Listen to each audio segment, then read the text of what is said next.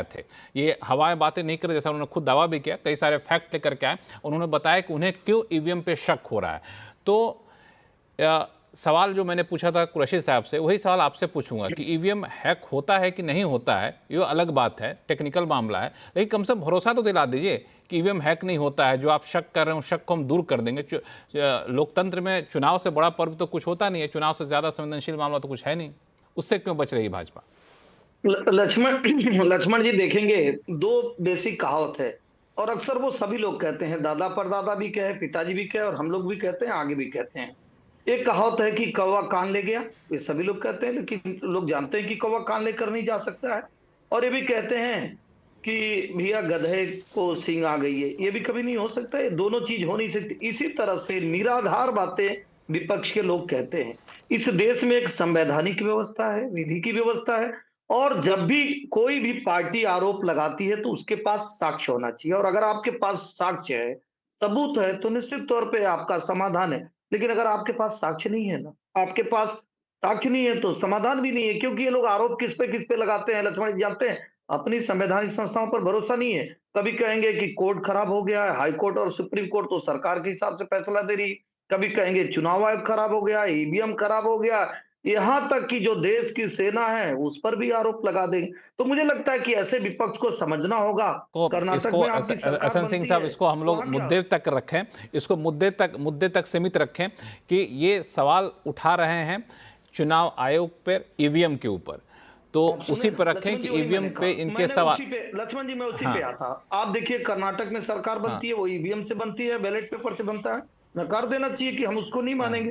हिमाचल में आपकी सरकार बनती है, वो ईवीएम से बनता है या बैलेट पेपर से बनता है, आपको नकार देना चाहिए। झारखंड में आपके सहयोगी की सरकार बन रही है, आपको कहना चाहिए कि नहीं वहां सरकार त्रुटिपूर्ण और दोषपूर्ण बन रही है, नहीं आप वहां अतुल नहीं लोंढे जी, कहेंगे। और अतुल जी, चीज को एक लेकर मिनट, आप आपके सवालों का जवाब, लक्ष्मण जी आपकी बातों का जवाब देंगे। अतुल जी उंगली उठा रहे हैं, इशारा करें। एक एक से एसएन सिंह साहब, आप हाँ बताएं, हाँ बताएं। एक सेकंड, मैं कह रहा हूं इसको लेकर आप कहां के गए? सर्वोच्च न्यायालय में गए। सर्वोच्च न्यायालय ने क्या कहा? आपके पास कोई तथ्य हो, कोई प्रमाण हो, आप कहिए। कोई तथ्य और कोई प्रमाण अगर कांग्रेस के पास होता तो जुबानी जमा खर्च के अलावा वो वहां पर जाके रखते ना। रखने के लिए कुछ नहीं है, सिर्फ आरोप लगाने के लिए। और कांग्रेस के पास बचा ही क्या आरोप लगाने के अलावा? आप जनता के बीच में ठीक जाकर है, एक जनता के मिनट रुक लिए कार्य नहीं जाइए, करेंगे। हमारे पास संवैधानिक तीन संस्थाओं और पर भी सवाल मेहमान उठाने का इंतजार मौका कर रहे हैं। मैं आपको थोड़ी देर इंतजार करने के लिए रिक्वेस्ट करूंगा। अतुल लोंढे जी जवाब दे दीजिए संक्षिप्त में, फिर बाकी मेहमान है जिनसे निष्पक्ष राय ली जाएगी। बताएं देखिए, अतुल जी। किसी के ऊपर आरोप करने पर बीजेपी डिफेंड करने के लिए क्यों आ जाती है? ये कोई अदानी के मसला थोड़ी है कि आप कूद के पड़ रहे हैं आपके आका को डिफेंड करने के लिए। हम तो चीफ इलेक्शन कमीशन से बात कर रहे हैं। इलेक्शन कमीशन 19 लाख मशीनें, 19 लाख गाली देना है। मैं बीच में बोला नहीं, मैं बीच में बोला नहीं, मैं बीच में बोला नहीं, मैं बीच में बोला नहीं, मैं बीच में, मैं तथ्यों पे बात करता हूँ। मैं कौन सी गाली दिया? मैंने कौन सी गाली दिया? मैंने कौन सी गाली दिया? मैंने कौन सी गाली दिया? मैंने कौन सी गाली दिया? नहीं नहीं, आपको बीच में देखो, डर के मारे देखो कैसे हो जाता है। एक मिनट एसएन सिंह साहब, एक मिनट रुक जाइए। अतुल जी, एसएन सिंह साहब एक मिनट रुक जाइए। अतुल जी पॉइंटेड बात करेंगे तो अच्छा रहेगा। पॉइंटेड बात करें। हाँ 19 लाख मशीनें गायब है, सुप्रीम कोर्ट में केस है, सुप्रीम कोर्ट में केस है, 19 लाख मशीनें गायब है, उसका आज तक किसी को पता नहीं। भारत इलेक्ट्रॉनिक्स लिमिटेड में बीजेपी के कार्यकर्ता नेता जो है वो 4 लोग आर्किट डायरेक्टर। अरे सुनो ना, आप बीच में क्यों खराब हो गए? अब सच बात कर रहा हूं तो आपको डर लग रहा है क्या? जनता के सामने सच जाने दीजिए ना, तो आप बीच में क्यों बोल रहे हैं? मैं आपके बीच में बोला नहीं, मैं आपके बीच में बोला नहीं, मैं आपके बीच में बोला नहीं, मैं आपके बीच में बोला नहीं, मैं आपको बीच में बोला नहीं। देखिए लक्ष्मण जी, अगर डिबेट इस तरह से करनी है तो आप कर लो उनके साथ। नहीं, एक मिनट एसएन सिंह साहब, एक मिनट रुक जाइए। अतुल, ऐसा करते हैं एसएन सिंह साहब, अतुल जी, आप दोनों लोग थोड़ी देर के लिए शांत हो जाइए। तब तक मैं एक बार राहुल लाल जी से, मैं तथ्यों पे बात कर रहा हूँ, मैं तथ्यों पे बात कर रहा हूँ, ये बीच में बात नहीं करने दे रहे, फिर मैं किसी को बात नहीं करने नहीं ठीक है। नहीं एसएन सिंह साहब, एक मिनट शांत हो जाइए। एसएन सिंह साहब एक मिनट शांत हो जाइए। अतुल जी अपनी बात 30 सेकंड में रख दीजिए, फिर मैं बाकी गेस्ट के पास जाऊंगा, वो बहुत देर से इंतजार कर रहे हैं। बताएं। देखो, बीजेपी भी हमारी जैसी पार्टी है, वो किसी को डिफेंड न करे, हमारे जो सवाल है उसका जवाब दे। फॉर्म नंबर 20 जल्दी क्यों अपलोड नहीं होता? बहुत दिनों तक फॉर्म नंबर 20 अपलोड नहीं होता है। मैंने आपको तथ्यों के साथ बताया कि बूथ में कितना वोट था, कितना हुआ और उससे ज्यादा वोट कैसे हुआ, ये भी आपके सामने रखा। 19 लाख मशीनें जो है वो गायब है, आज तक कहाँ गायब है? किसी को पता नहीं चला है। ये बहुत गंभीर मामला है, क्योंकि कुरैशी साहब ने कहा है कि पैरामिलिट्री फोर्सेस के निगरानी में होती है। भारत इलेक्ट्रॉनिक्स लिमिटेड जो मशीन बनाती है उसमें 4 डायरेक्टर बीजेपी के नेता लोग क्यों है, ये हमारे कुछ सवाल है। माधव गोडबोले जी ने इस पे सवाल उठाया था कि बैलेट कंट्रोल यूनिट, आपने जो कहा था ना 2017 में हैकेथॉन रखा था, हैकेथॉन में वो कहते हैं कि आप बैलेट यूनिट को हाथ लगाओ, आप वीवीपैट को हाथ लगाओ, आप कंट्रोल यूनिट को हाथ नहीं लगा सकते। कंप्यूटर में मदरबोर्ड इंपॉर्टेंट होता है, मदरबोर्ड पे हाथ लगाने नहीं दोगे आप तो क्या क्या घपला उसमें है, क्या घोटाला है वो पहचान नहीं सकते। बैलेट यूनिट कुछ नहीं होता है, वो टीवी का जैसा डिस्प्ले होता है, कंप्यूटर का डिस्प्ले होता है, डिस्प्ले के अलावा कुछ नहीं होता है। ये बात तब थी, तब भी हमने कहा था। एलन मस्क सबसे बड़ा टेक्नोलॉजिस्ट है ना दुनिया का, उसने कहा है ईवीएम हैक हो सकती है, उसने खुद वीडियो डाल के कहा है। माधव गोडबोले जी ने कहा है कि जो वीवीपैट है वो वीवीपैट बैलेट यूनिट को नहीं, वो कंट्रोल यूनिट को अटैच होनी चाहिए, तो उसमें सच्चाई हो सकती है, नहीं तो वो वल्नरेबल है। हमारा आखिरी मुद्दा ये है इसमें कि अगर डाउट्स पैदा होते हैं, अगर शंकाएं उपस्थित होती है देश के चुनाव को लेकर, तो आपको इतना कॉन्फिडेंस है कि आपने बहुत अच्छा काम किया है, महंगाई रोकी है, बेरोजगारी रोकी है, 15-15 लाख रुपए दे दिए, तो आ जाओ ना एक बार बैलेट पेपर पे, दूध का दूध पानी का पानी हो जाएगा। आप डरते क्यों हो? चोर के दाढ़ी में तिनका वाली बात हो जाती है। एक मिनट रुक जाइए शुभ्राष्टा जी, ये कहना जो तथ्य लेकर के कांग्रेस वाले आ रहे हैं, बैलेट पेपर पे आए या ना आए, कम से कम शंका तो दूर कर देना चाहिए। जी, मैं इनफैक्ट मैं रिपोर्ट पढ़ रही हूँ कि जो 20 लाख ईवीएम के गायब होने की जो बात कही जा रही है, देखिए नेताओं या एनालिस्ट से ये उम्मीद मुझे लगता है की जानी चाहिए कि हम भाषा को किस शब्द का प्रयोग हम किस लिए कर रहे हैं और उसका क्या दूरगामी परिणाम हो सकता है, इसका हमें बहुत ध्यान रखना चाहिए।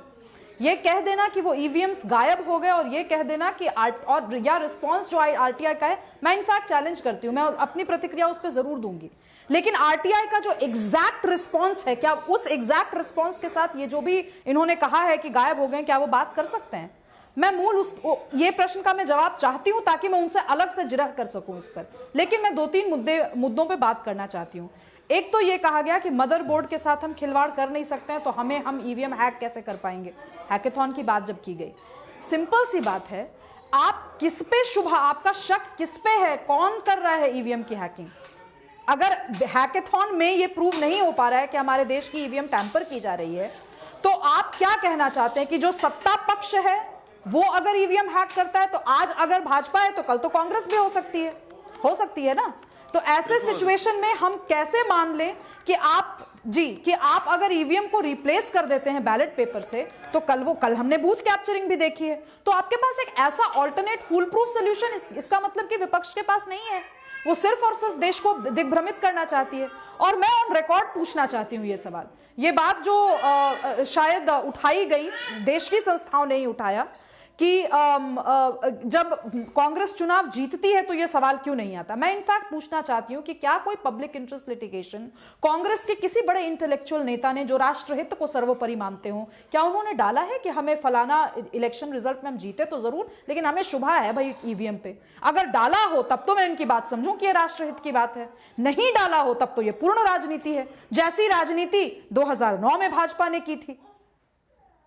तो मैं कहना ये चाहती हूं आपके शुभ्राष्टा जी, एक मिनट हाँ, एक हमारे दूसरे पैनलिस्ट हैं, जवाब देना चाहते हैं, फिर मैं आऊंगा अतुल जी आपको। हाँ, आप कुछ कहना चाह रहे हैं जी? राहुल लाल। देखिए, जो ईवीएम का मामला है, हमें लग रहा है कि इस पूरे प्रकरण को बड़े बृहत्तर संदर्भ में देखने की जरूरत है। क्योंकि देखिए, भारतीय संविधान का अनुच्छेद 324 वो निर्वाचन आयोग को शक्तियां देता है, और पूरा का पूरा अगर हम लोग देखें 324 को, आर्टिकल 324 को, तो वो स्वतंत्र और निष्पक्ष चुनाव प्रणाली की बात करता है लक्ष्मण जी। और जब स्वतंत्र और निष्पक्ष प्रणाली की बात करते हैं उसमें, तो जैसा आपने कहा, चाहे न्याय हो या निष्पक्षता हो, वो चीज़ें केवल होनी नहीं चाहिए, वो दिखने के स्तर पे होनी चाहिए। अगर अभी देखिए विपक्ष की तरफ से ये सूचनाएं आ रही हैं कि कोई गांव है महाराष्ट्र में जहाँ पे कि कांग्रेस के समर्थक गांव हैं, लोग सड़कों पर आकर विरोध कर रहे हैं, तो वहाँ के वीवीपैट के पर्चों की गिनती चुनाव आयोग क्यों नहीं करा ले रहा है?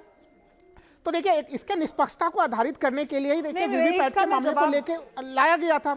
वीवीपैट करें ना, सुन तो लीजिए, जवाब आप दे लीजिएगा, शुभ्रांशा जी जवाब आप जरूर दीजिएगा, लेकिन मैं कह रहा हूं कि आप उस वीवीपैट के, निर्वाचन आयोग स्पष्ट तौर पे मानता है कि हम वीवीपैट के जो पर्चे होता है उसको हम ज़्यादा प्रमाणिक मानते हैं इसके तुलना में, लेकिन फिर भी वीवीपैट के पर्चों से मिलान के मामले में जब शिकायतें होती हैं तो उस मामले पे भी निर्वाचन आयोग की व्यवस्थाएं क्या होती हैं।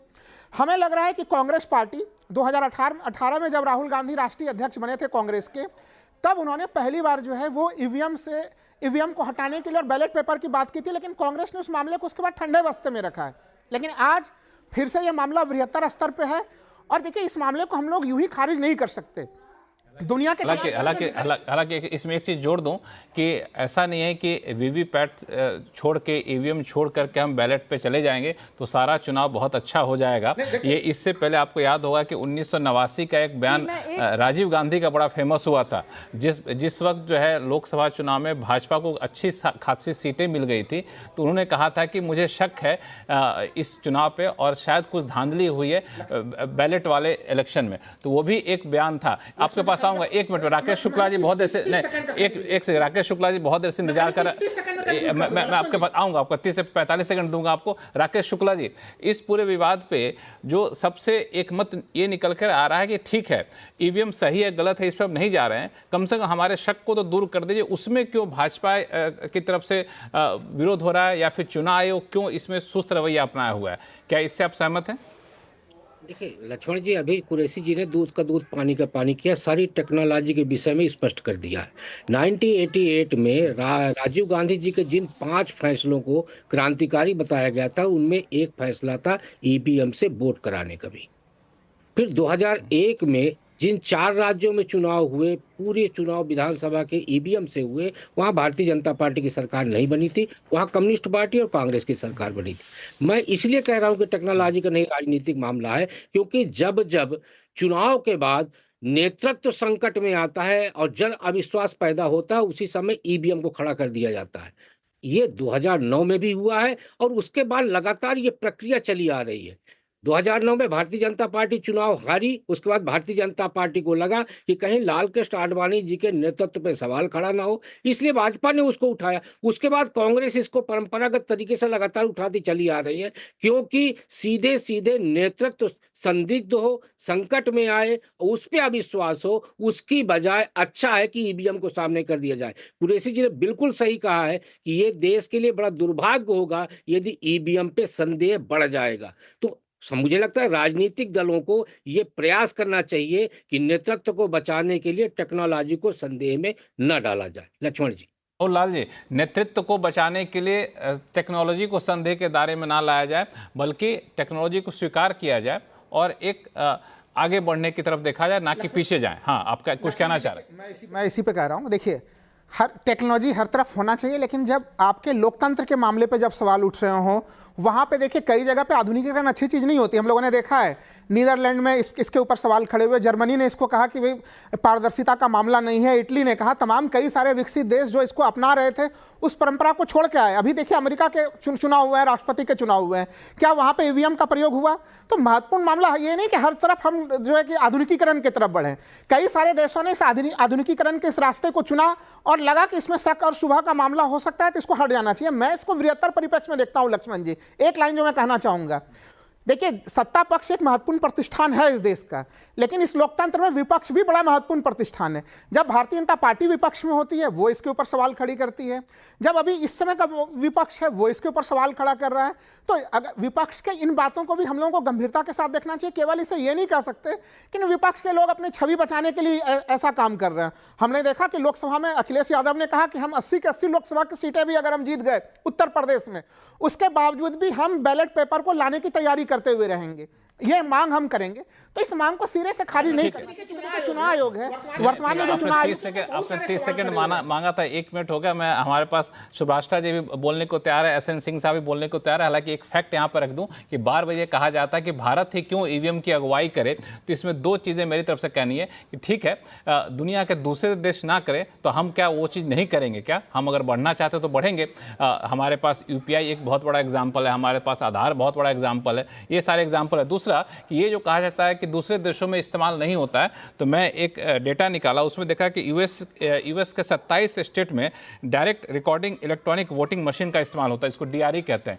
ईवीएम जैसा ही होता है, ईवीएम हमारे यहाँ दूसरे जगह जो कानूनी मान्यता होती है उसको दी जाती है। इसी तरह से Australia, Canada, Brazil, Namibia, Bhutan जैसे देशों में भी डायरेक्ट रिकॉर्डिंग मशीन का इस्तेमाल होता है। ऐसा नहीं कि वहाँ नहीं होता, वहाँ भी मशीनों का इस्तेमाल होता है, लेकिन वो अलग चीज़, वो हम लोग लक्ष्मण जी नहीं, तो हम लोग गए हैं तो आगे बढ़े, पीछे की तरफ जाना। आपको बताया भी कि जब हम वैलेट पे भी गए तब भी राजीव गांधी को शक था। एसएन सिंह साहब कुछ कहना चाह रहे हैं, बताएं। लक्ष्मण जी, चार चीजों को देखिए। जब इंदिरा गांधी जी के ऊपर प्रश्न चिन्ह उठता है तो उस समय क्या ईवीएम था? क्या पूरे भारत में एक ही चुनाव पर हाईकोर्ट और सुप्रीम कोर्ट ने प्रश्न चिन्ह उठाया है, और वो स्वर्गीय इंदिरा गांधी जी के समय में चुनाव हुआ था। निश्चित तौर पे उस समय ईवीएम नहीं था, तब भी कांग्रेस के लोग अगर चुनाव को प्रभावित करते हैं तो उनको ऐसा लगता है। कि दूसरा, अभी हमारे कांग्रेस के मित्र ने कहा कि उनके पास डेटा है, तो मैं तो निवेदन स्वरूप इस जिम्मेदार चैनल पर कहता हूं कि जो कांग्रेस के प्रवक्ता हैं, इनको जो सुप्रीम कोर्ट ने मांगा कि आपके पास प्रमाणित तथ्य है तो इनको देना चाहिए। तीसरी बात मैं कहूंगा कि भाई 2014 तक आपकी सरकार थी, और अगर आपको लगा कि नहीं ये सही है तो आपको करना चाहिए। आप किसके दबाव में आप ये नहीं कर पाए। चौथी बात मैं कहूंगा कि राहुल लाल जी सही कह रहे थे कि लोकतंत्र में विपक्ष की आवाज है, लेकिन जब विपक्ष की आवाज भारत के संस्थाओं को न मार के जॉर्ज सोरोस को मानने लगती है, हिंडनबर्ग को मानने लगती है, विदेशी एजेंसियों को मानने लगती है, जब झूठ बोलने का कार्य किया जाता है कि नहीं यहां तो सिख पगड़ी पहनकर जा ही नहीं सकते हैं, भारत का लोकतंत्र तो खतरे में चला गया है, तो निश्चित तौर पे ऐसे विपक्ष की बात को कौन मानेगा? आप इस चुनाव में देखिए आदरणीय लक्ष्मण जी, कोई भी बुनियादी मुद्दे को लेकर कांग्रेस गई हो, कांग्रेस ने क्या कहा? एसएन सिंह साहब, आपके सवाल पे अतुल